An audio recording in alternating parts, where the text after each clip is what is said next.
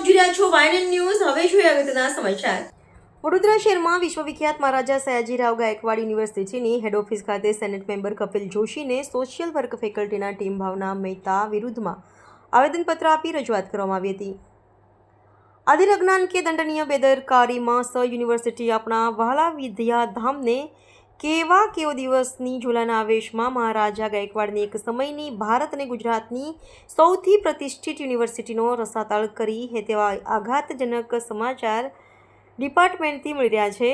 આજરોજ યુનિવર્સિટીના કુલપતિશ્રીના આવેદનપત્ર આપીને અમે માગણી કરી છે કે તાત્કાલિક ધોરણે એમને ફેકલ્ટીના હેડ ઓફ ડિપાર્ટમેન્ટમાંથી સસ્પેન્સ કરવામાં આવે અને તેમની સામે પણ તપાસ કરવામાં આવે અને હાલ નિયમો અનુસાર સખત પગલાં લેવામાં આવે. તાત્કાલિક ધોરણે professor Bhavna Mehta controller of એક્ઝામિનેશનમાંથી પણ છૂટા કરવામાં આવે. ગુજરાત પબ્લિક યુનિવર્સિટી એક્ટ 2023 મુજબ તાત્કાલિક રીતે તપાસ સમિતિની પણ નિયત સમયમાં અવધિમાં પ્રોફેસર ભાવના મહેતાએ કરેલા નિયમો ભંગોની તપાસ કરી એમની ઉપર સખ્તમાં સખ્ત કાયદાકીય કાર્યવાહી કરવામાં આવે. પરીક્ષા લેનાર, તેની પ્રક્રિયા સંભાળનાર દરેક વ્યક્તિ, પછી તે શિક્ષક હોય, પરીક્ષક હોય, ડીન હોય, હેડ હોય, ક્લાર્ક હોય કે પેપર છાપનાર પ્રેસના સભ્ય હોય કે પછી ઉચ્ચ સ્તરના વહીવટી અધિકારી, રજિસ્ટ્રાર ઓફ એક્શન હોય, તેને માટે પરીક્ષાની સરળતા અને સાત્વિકતા જળવાઈ રહે તે સંપૂર્ણ ગુપ્તતા સૌથી મહત્વની છે. પ્રાથમિક, માધ્યમિક કે તેની ઉપરની શાળાના કોલેજોના શિક્ષકોનો એ ધર્મ છે. પરીક્ષામાં ભેદભાવ ન થાય, પરીક્ષાની ગુપ્તતા અને જ્ઞાન સાધનાની પવિત્રતા જળવાય તે નાનામાં નાનો શિક્ષક જાણે છે.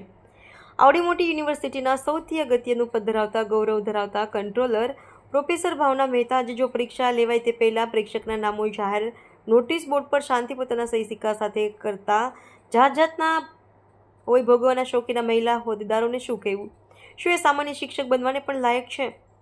ઉપરી અધિકારીના હાથમાં રાખી બહુ ટૂંકા ગાળામાં શૈક્ષણિક હોદ્દાઓની સીડીમાં ટોપ હાથના શિખરો ઉત્તરોત્તર ઝડપથી ચડનારા શિક્ષિકા બહેનને અંતે અમરતાનું વરદાન ધરાવતા ભસ્માસુરની જેમ પોતાનો અંત લાવવાની કુમતી સૂજી તે કુદરતી ન્યાયનો સિદ્ધાંત સાચો પડતો હોય તેમ લાગે છે.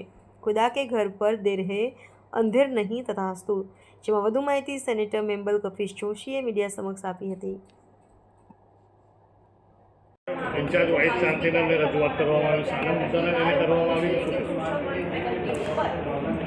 મહારાજા સયાજીરાવ ગાયકવાડ એક સમયની ભારત અને ગુજરાતની સૌ પ્રતિષ્ઠિત યુનિવર્સિટીમાં નામ એનું આવે એવું પહેલાં જ થતું હતું. પણ આજ રોજ આ યુનિવર્સિટીનો જે રસતાળ છે એ એવો કરી દેવામાં આવ્યો છે કે દિવસે ને દિવસે આ યુનિવર્સિટી એક ખાડામાં ધકેલી જતી છે. વાત બહુ ગંભીર છે. મને એક સમાચાર મળ્યા આ યુનિવર્સિટીના હેડ ઓફિસના એક્ઝામ સેક્શન, એક્ઝામ ડિપાર્ટમેન્ટમાંથી મને એક સમાચાર મળી રહ્યા છે.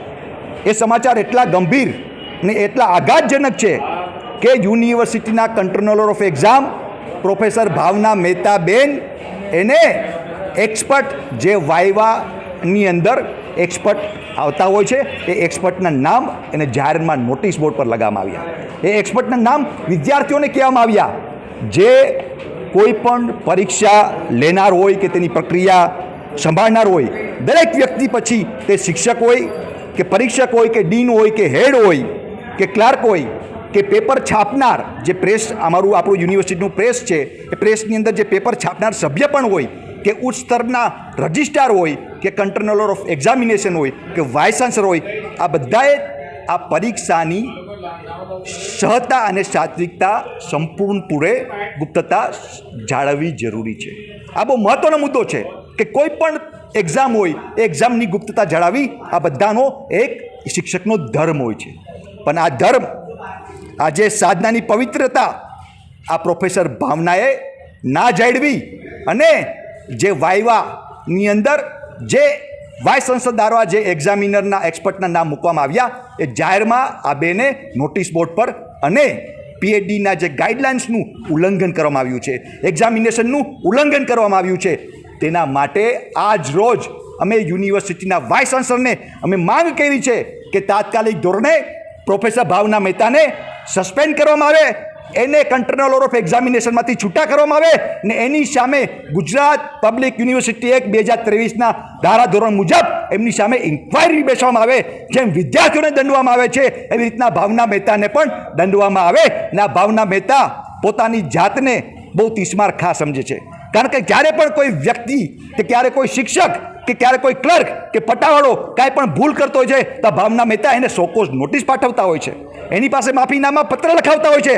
તો આજે દિવસ આવ્યો કે ખુદા કે ઘર દેર નહીં અંધેર હે, તો આજે ભાવના મહેતાનો પણ વારો આવ્યો કે એને ભોગવવું પડશે. એટલે તાત્કાલિક ધોરણે યુનિવર્સિટીના વાઇસ ચાન્સલરને સસ્પેન્ડ કરવાની અમે તાકીદ કરી છે અને એની સામે શિક્ષાત્મક પગલાં ભરવા જોઈએ અને ઇન્ક્વાયરી કમિટી પણ બેસાડવી જોઈએ. જો માંગ સ્વીકારવામાં નહીં આવે તો માંગ સ્વીકારવામાં નહીં આવે તો આગળ પણ અમે ભૂતકાળમાં પણ લડ્યા છીએ, અમે કોઈનાથી ડરતા નથી, આગળ પણ લડીશું અને જરૂર પડશે તો કોર્ટના દરવાજા પણ ખખડાવીશું. મેમોરેન્ડમ મળ્યું છે, આ વિષય આખો સમજીને અમે એના ઉપર આગળ વધીશું. એમની રજૂઆત અમે સાંભળી છે, આખો વિષય સમજી લેવા દો મને પહેલાં અને પછી આપણે આગળ વધીશું. સર યુનિવર્સિટી કેવી કાર્યવાહી પર જશે? હવે તો જરાક એકવાર હું આખો વિષય સમજી દઉં, કપિલભાઈને બી વિનંતી કરું છું એ બાબતે આખો વિષય સમજી દઉં અને પછી હું આગળ એ પ્રમાણે વધવા પ્રયત્ન કરું છું. સર આના માટે કોઈ કમિટી રચાશે કે પછી આપ શ્રી નિર્ણય લેશે? ના, એમની રજૂઆતને ધ્યાનમાં લઈને મને આખું વાંચી લેવા દો અને પછી હું આગળ વધીશ. Subscribe now and press the bell icon. Never miss an update.